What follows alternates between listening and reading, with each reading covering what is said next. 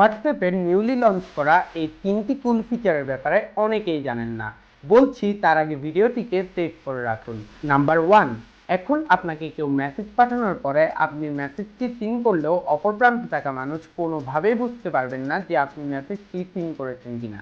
এর জন্য আপনারা 3 ডট আইকনে প্রেস করে প্রাইভেসি অপশনস থেকে নিচের দিকে স্ক্রল ডাউন করলেই মেসেজ রিসিভড এই ফিচারটি পেয়ে যাবেন। এই ফিচারটিকে আপনারা ডিসেবল করে দিবেন। নাম্বার 2, আমরা অনেক সময় ফ্যামিলি গ্যাদারিংয়ে থাকার টাইমে আমাদের অনেক ফ্রেন্ডরা আমাদেরকে অনেক ভালো ভালো কিছু ভয়েস নোট সেন্ড করে, যা কিনা ফ্যামিলির সামনে কোনোভাবেই ওপেন করা পসিবল নয়। এখন আপনারা আবারও 3 ডট আইকনে প্রেস করে চ্যাটস অপশনে এসে ভয়েস ট্রান্সক্রিপ্ট এই অপশনটিকে ইনেবল করে দিবেন। তাহলেই আপনারা খুব ইজিলি আপনাদের ফ্রেন্ডদের পাঠানো এই ভয়েস নোটটিকে লং প্রেস করে ধরে রাখলেই উপরে 3 ডট আইকন থেকে এই অপশনটিতে প্রেস করার মাধ্যমে সেই ভয়েস নোটটি মেসেজে কনভার্ট হয়ে যাবে।